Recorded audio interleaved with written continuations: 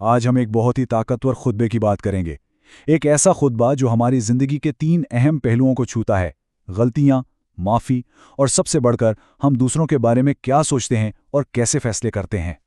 تو خطبے کی شروعات ہی ایک ایسی بات سے ہوتی ہے جو سیدھا دل پر لگتی ہے۔ یہ ایک ایسی سچائی ہے جس سے ہم سب گزرتے ہیں، ہے نا؟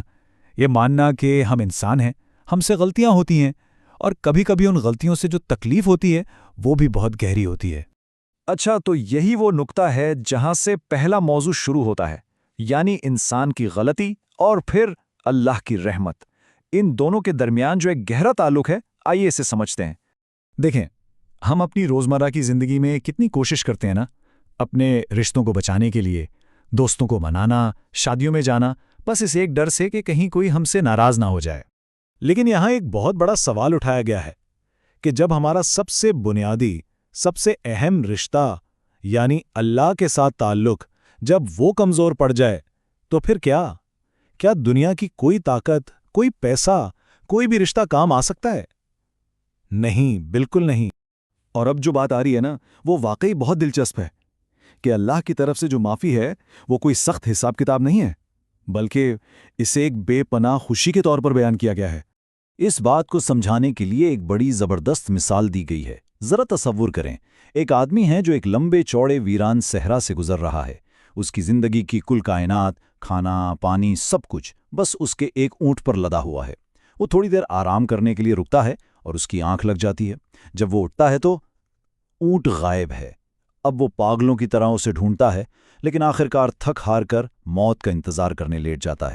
اور پھر عین اس لمحے جب اسے لگتا ہے کہ سب کچھ ختم ہو گیا، وہ بس یوں ہی اپنا سر گھماتا ہے اور دیکھتا ہے کہ اس کا اونٹ وہیں اس کے پاس کھڑا ہے۔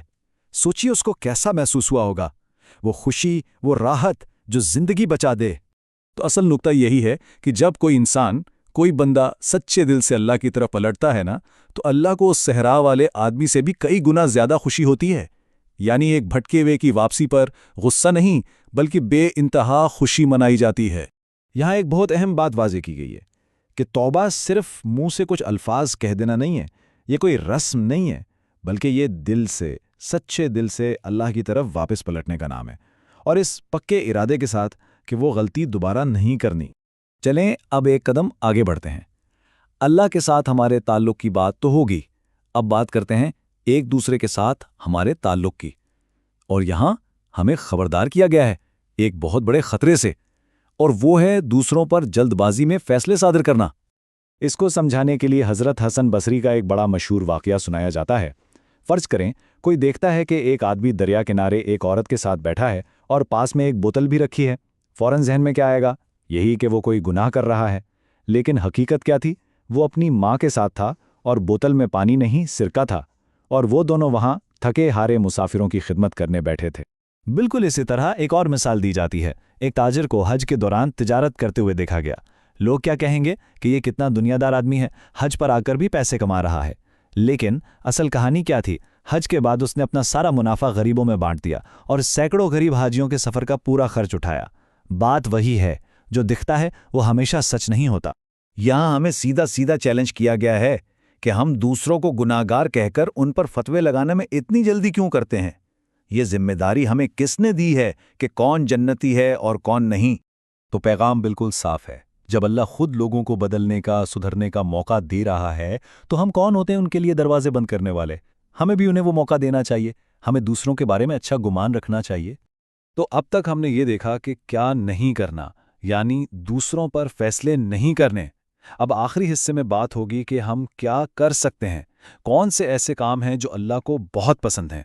یہاں ایک بہت ہی خوبصورت واقعہ بیان کیا گیا ہے۔ نبی صلی اللہ علیہ وآلہ وسلم کے ایک مہمان کو ایک غریب انصاری صحابی اپنے گھر لے گئے۔ جب کھانے کا وقت آیا تو پتہ چلا کہ گھر میں کھانا صرف بچوں کے لیے ہے۔ تو اس میاں بیوی نے کیا کیا؟ بیوی نے بچوں کو بہلا پھسلا کر سلا دیا، پھر مہمان کے سامنے کھانا رکھا اور چراغ بجھا دیا، اور پھر اندھیرے میں وہ دونوں ایسے ظاہر کرتے رہے جیسے وہ بھی کھا رہے ہیں، تاکہ مہمان پیٹ بھر کر کھا لے۔ اور صبح وہ اس مہمان کو واپس نبی صلی اللہ علیہ وآلہ وسلم کے پاس لے کر گئے۔ جب وہ صحابی صبح پہنچے تو نبی صلی اللہ علیہ وسلم نے انہیں بتایا، اللہ تعالیٰ تم میاں بیوی کے کل رات کے عمل پر مسکرایا۔ سوچئے، ایک ایسا کام جسے دنیا میں کسی نے نہیں دیکھا، لیکن اس کی قدر آسمانوں پر کی گئی۔ اور صرف یہی ایک عمل نہیں، کچھ اور اعمال بھی بتائے گئے ہیں جن پر اللہ کی خاص رحمت ہوتی ہے۔ جیسے وہ انسان جو رات کو اٹھ کر عبادت کرے جب ساری دنیا سو رہی ہو، یا جب مسلمان نماز کے لیے بالکل سیدھی منظم صفیں بنائیں، یا جب فوجی اللہ کی راہ میں لڑنے کے لیے صفیں باندھیں، اور ہاں، سچے دل سے مانگی گئی معافی اور کسی دوسرے کے لیے دی گئی بے لوث قربانی۔ اور یہ جو اللہ کا مسکرانا ہے، اس کا مطلب کیا ہے؟ اس کا مطلب یہ ہے کہ جس پر اللہ اس دنیا میں راضی ہو گیا، مسکرا دیا، آخرت میں پھر اس سے کوئی حساب نہیں لیا جائے گا۔ تو آخر میں یہ سب کچھ ہمیں ایک سوال پر چھوڑ جاتا ہے۔ ہم سب اپنی زندگی میں لوگوں کو خوش کرنے کے لیے کتنی محنت کرتے ہیں، اپنے گھر والوں کو، دفتر میں لوگوں کو، دوستوں کو۔ تو کیوں نہ سوچیں کہ آج ہم ایسا کون سا چھوٹا سا عمل کر سکتے ہیں جس سے وہ خوشی حاصل ہو جو ہمیشہ رہنے والی ہے۔